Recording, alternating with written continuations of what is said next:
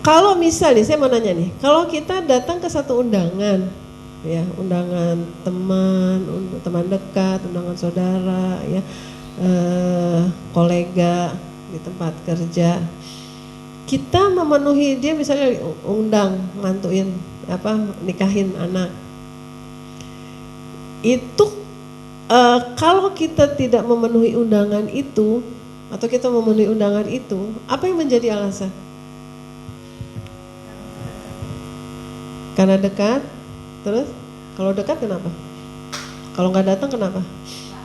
Nggak enak. Nggak enak kan kalau nggak datang. Karena dekat. Soalnya dia baik sih gitu ya. Masa orang udah baik kita diundang nggak datang? Kan kayak gitu ya. Nah, undangan manusia itu seringkali biarpun tempatnya jauh ya dan lain sebagainya, kita akan berusaha untuk hadir. Undangan manusia seringkali kita bela-belain untuk datang karena kita tidak enak. Sekarang adakah atau banyakkah undangan yang Allah tayangkan buat kita dan kita tenang-tenang aja, tidak merasa tidak enak untuk tidak hadir? Undangan Allah tuh hadir di mana? Kenapa? Bukan hanya sholat. Di mana undangan yang sesungguhnya? Undangan Allah yang sesungguhnya di mana? Kita kan kalau diundang kita pengen tahu juga menantunya kayak apa sih gitu ya. Ini kayak apa. Di mana undangan Allah yang sesungguhnya? Belajar. Karena kan waman ahsanu qaulan mimman da'a ilallah. Jadi dari semua aktivitas yang kita lakukan, itu sebenarnya intinya kita harus melakukan da'a ilallah. Waman ahsanu qaulan mimman da'a ilallah. Ya, kalau sholat gimana? Sholat, puasa gitu ya, zakat, haji, atau yang sifatnya memang kita menikmati untuk diri kita sendiri. Itu kalau kayak pabrik nih ya, misalnya pabrik Toyota ngeluarin mobil gitu. Tujuan mobil itu dibeli, dijual, dibikin adalah untuk kita menggunakan sebagai sarana transportasi sampai ke satu tujuan gitu kan. Nah, supaya ini terawat, pabrik itu akan mengeluarkan aturan-aturan. Gimana supaya mobil ini tetap terawat?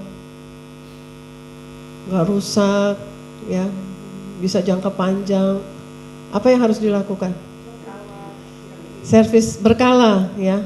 Jadi ada maintenance, ada tune up dan lain sebagainya. Pilihannya bagus di bengkel resmi atau bengkel yang abal-abal? Resmi. Nah, manusia ini, ya, manusia itu kata pabriknya, kata Allah yang menciptakan, punya tugas. Kalau mobil tugasnya menyampaikan sampai tujuan, manusia ini punya tugas untuk diri dan orang di sekitarnya sebanyak-banyaknya diajak untuk lulus ujian dan masuk ke dalam surga. Waman ahsanu qaulan mimman da'a ilallah. Nah, untuk maintenance-nya, Allah yang menjadi pabrik kita, yang menciptakan, kita tahu bahwa secara rohani, ya, rohani dan jasmani, kita butuh maintenance. Jadi kalau sholat itu sebenarnya maintenance itu sebenarnya kebutuhan manusia itu salah satunya adalah kebutuhan tenang, damai. Nah, untuk tenang dan damai itu manusia bisa melakukan berbagai cara. Bisa melalui sholat, bisa ada yang yoga, meditasi, bisa ke pantai, lihat sunset, bisa ke gunung-gunung, lihat pohonan, bisa membuat keterampilan, melukis, ya, masak. Tergantung kecenderungan orang. Kalau sudah melakukan hal itu langsung fresh, ya, jiwanya. Manusia memang butuh itu. Dan dari sekian yang membuat manusia bisa tenang, nah menurut pabrik kita, yang resminya sholat. Itu maintenance kita. Secara jasmani kita perlu dijaga supaya nggak kropos dan lain sebagainya, sehat. Ya, nah maintenance itu dengan jalur puasa. Ya. Jadi itu maintenance. Setelah maintenance, masa terus di garasi aja? Ya, tidak. Setelah di-maintain dengan sholat yang benar, di-maintain dengan puasa yang benar, tujuannya di-maintain dengan haji yang benar, ya, umroh, itu kan perjalanan ruhi yang sangat dahsyat ya ketika kita umroh haji, itu maintenance buat kita. Terus apa yang kita lakukan? Wa man ahsanu qaulan mimman da'a ilallah. Ya, tidak ada yang lebih baik daripada mengajak orang untuk mendekat kepada Allah. Ajak diri kita mendekat kepada Allah, ajak diri kita mengenal Allah, ajak keluarga, ajak semua untuk semua mengenal Allah. Itu yang paling puncak. Itu tujuan utama kita seperti itu. Ya. Dan sekarang PR besar kita adalah zat Allah itu sudah direpresentasikan oleh kebanyakan kita sebagai zat yang pemarah, sebagai zat yang pengazab, ya, banyak aturan. Sholat kalau nggak Allah marah, puasa kalau nggak Allah marah, ini berdosa, dimasuk neraka, dosa, sholat, marah gitu. Sehingga akhirnya yang muncul takut sama Allah itu takut diapain? Takut diazab. Padahal kalau kita cinta sama seseorang nih, yang orang ini akhlaknya baik banget, gak pernah marah, pokoknya baik, pemaaf dan lain sebagainya, itu dia cinta sama kita, kita cinta sama dia, tidak pernah marah dan lain sebagainya. Nah, ketika kita cinta sama dia, kita melakukan hal-hal yang menyenangkan sama dia, karena kita takut dimarahin, apa takut diapain? Takut ditinggal. Karena marah gak mungkin. Gitu kira-kira bahasa hiperbolanya gitu. Ya. Allah zat yang kita cintai, ya. Kalau misalnya kita baca Al-Fatihah, Al-Fatihah itu kan dikasih gelar Ummul Kitab. Ummul Kitab, induknya kita.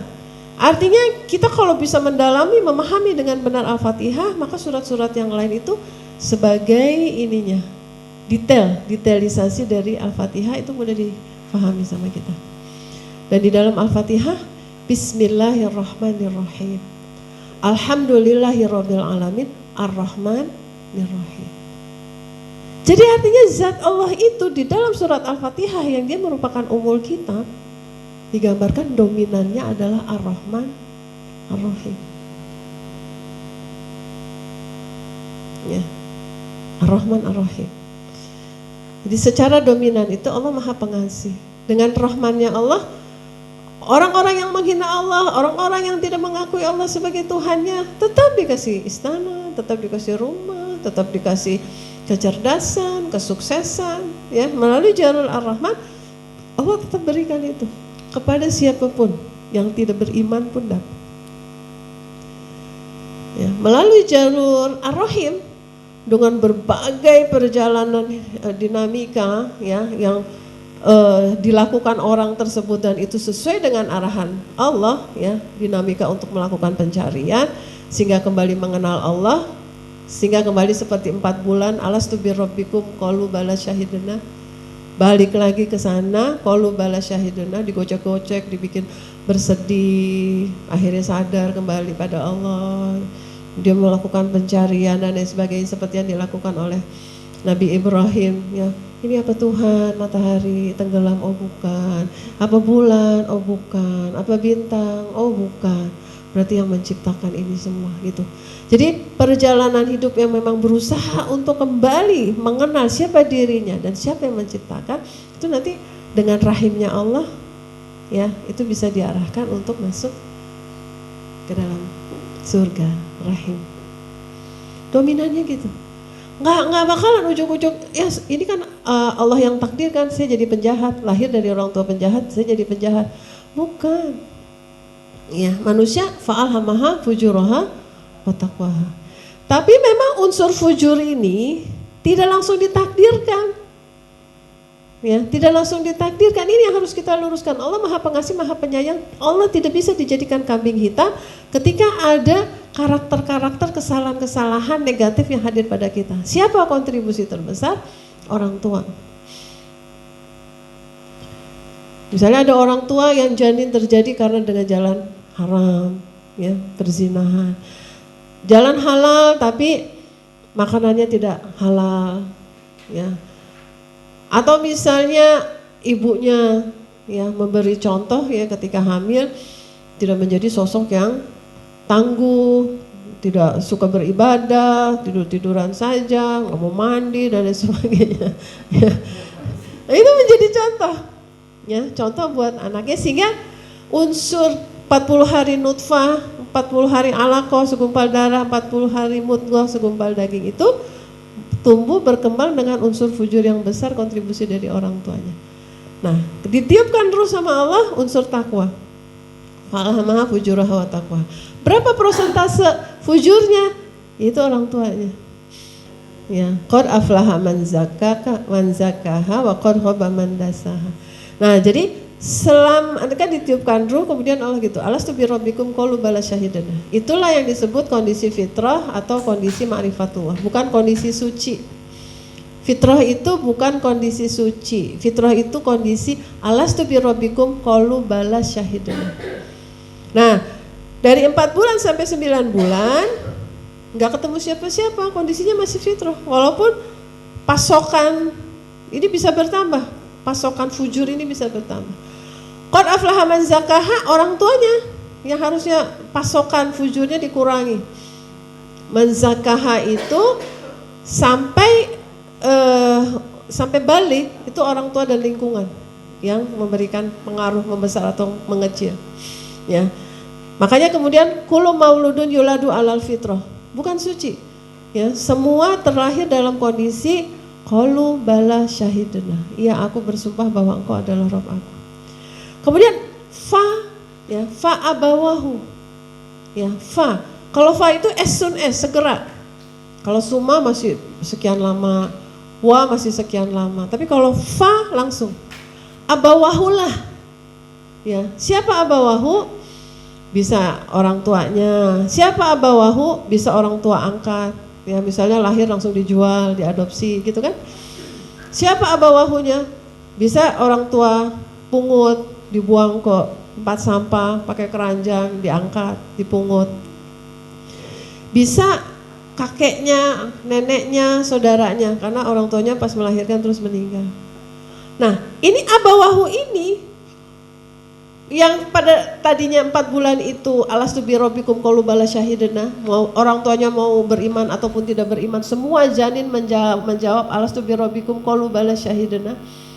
Lahir kullu mauludun yuladu alal fitrah. Semua masih qalu bala syahidna. Tapi fa, segera abawahu itu membuat dia ayuhawidanihi Yahudi, ayunasironihi Nasrani, ayumajisanihi menjadi penyembah api.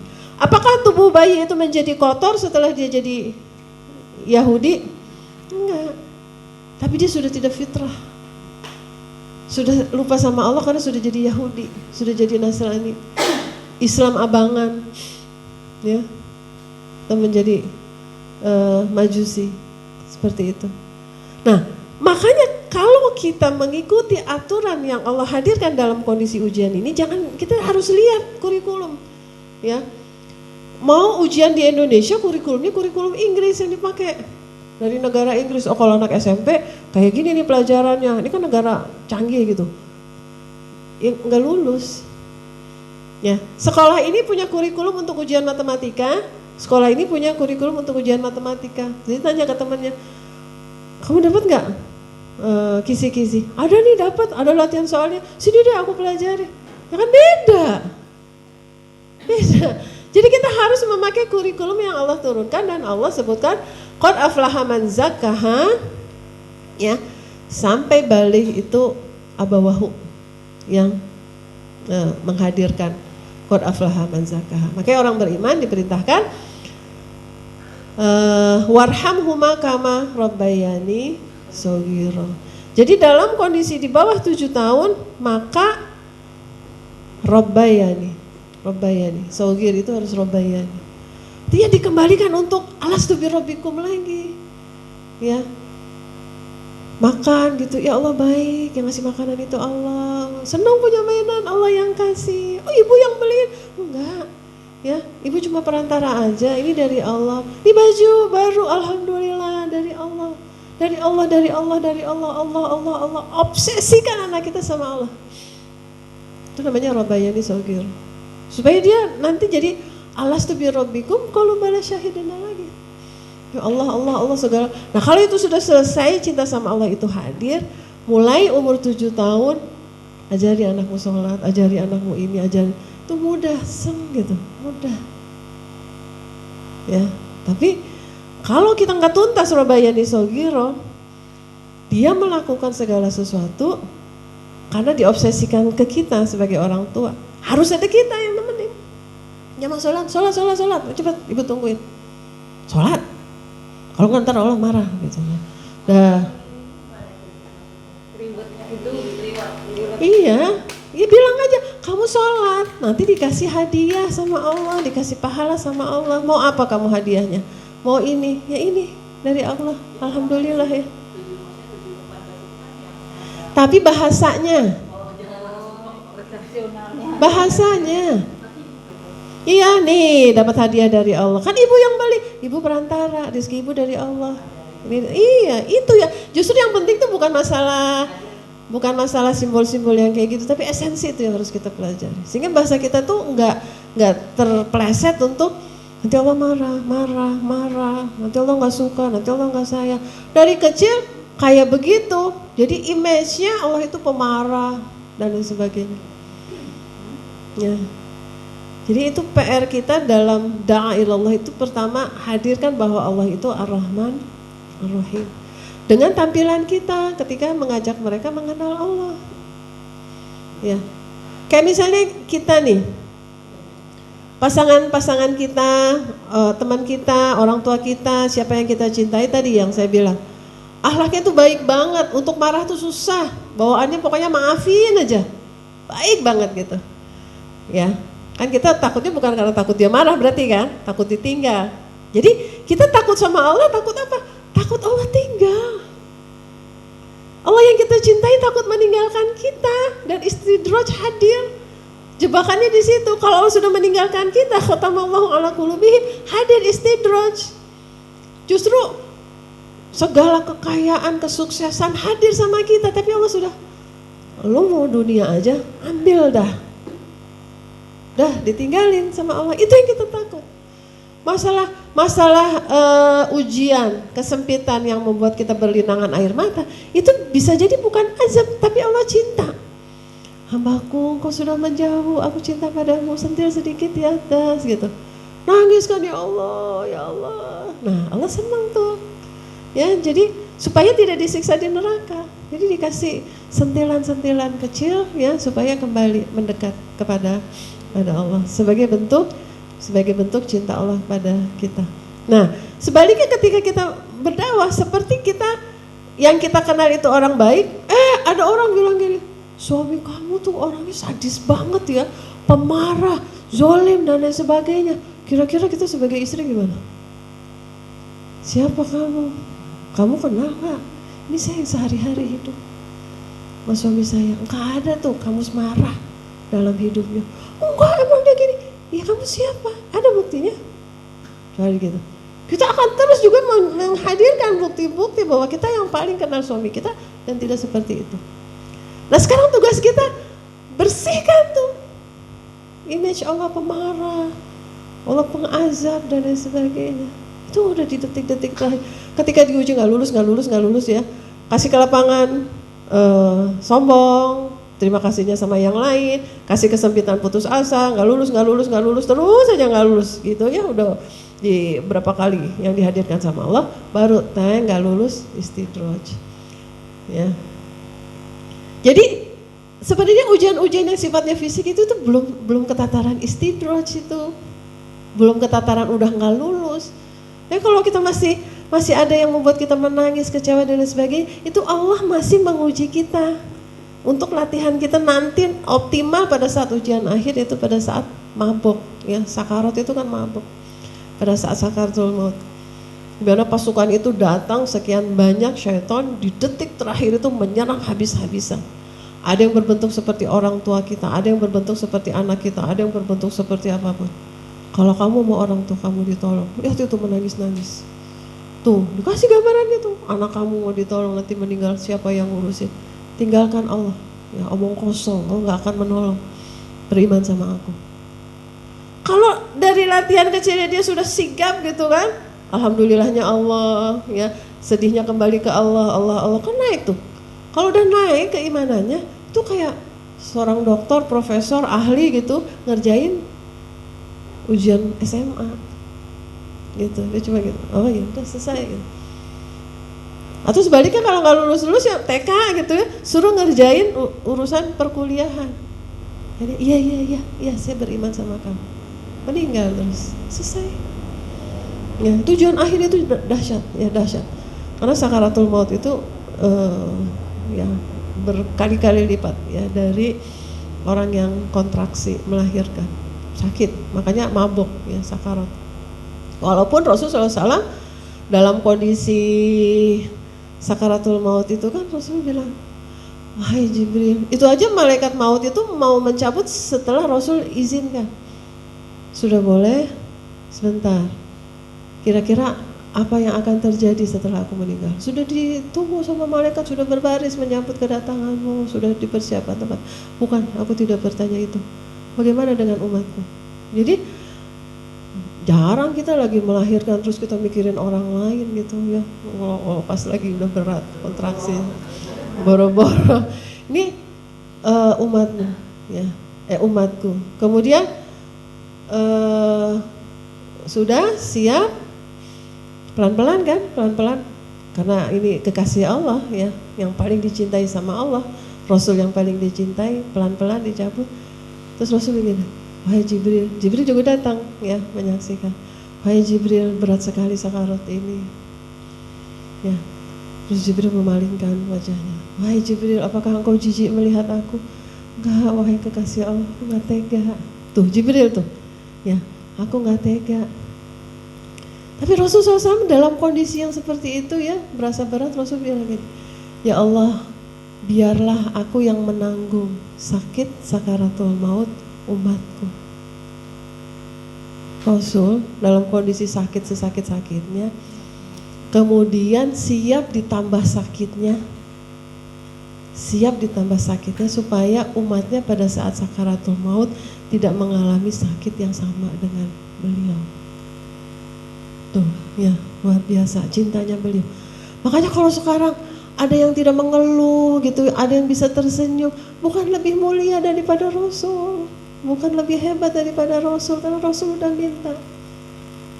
Ya, yang umati itu kan masih diperdebatkan ya hadisnya. Tapi bahwa Rasul menanggung sakitnya umatnya itu sahih, semua sepakat. Dalam kondisi sakit, siap ditambah sakitnya untuk menanggung sakit-sakit umat. Ya, tapi itu pun tetap masih berat, karena itu ujian akhir. Ya, mungkin di fisik tidak terasa berat, tapi ujian ketika orang-orang yang dia fokus ya urusan dunia itu, orang tuanya, ininya, nanti gimana orang tua kamu, nanti begini, gak ada yang ngurusin gini, gitu dan sebagainya. Sudah beriman sama aku. Gitu. Tapi ada orang yang beriman itu ketika ditalkin, la ilaha illallah gitu. Yang narkin bingung, kok dibacain la ilaha illallah berbalik, pindahin sini, la ilaha illallah aja palingin. Kan kalau yang nggak ngerti kan, kenapa nangis kan? Kok orang yang baik beriman tapi kok gitu. Jadi dia menoleh apa? Di sini nalkinin la ilaha illallah, di belakang nih syaitan tuh. Ada ibu kamu, ada anak kamu, mau nggak dia tolong? Dia nggak mau terganggu, dia palingkan. Karena masalah la ilaha illallah kalau dia memang hidupnya penuh dengan keimanan itu sudah kayak profesor ngerjain soal gitu, udah dalam dirinya gitu. Dia sudah terhubung sama Allah dan dia tidak mau terganggu dengan gambaran-gambaran, jadi dipalingkan, gitu. Ya, karena itu ujian itu dahsyat. Ya, jadi memang kita harus mempersiapkan diri kita. Nah, selama kita masih ujian, banyak yang tidak sadar dan itu godaan yang dilakukan oleh syaitan seperti itu. Jadi undangan hadir ke majelis, di mana di majelis itu Allah dikenalkan kurikulum, ya aturan Allah itu dikenalkan. Itu yang undang tuh Allah, bukan panitia, bukan pengurus, bukan siapa. Oh, kenapa nggak datang? Urusan keluarga nggak enak. Tapi kenapa enak sama Allah? Kenapa nggak datang? Ada bisnisnya, tender ratusan juta, tapi tak terbayangkah bahwa Allah sudah memberikan demikian banyak karunia yang tak ternilai, bahkan dengan sekian triliun.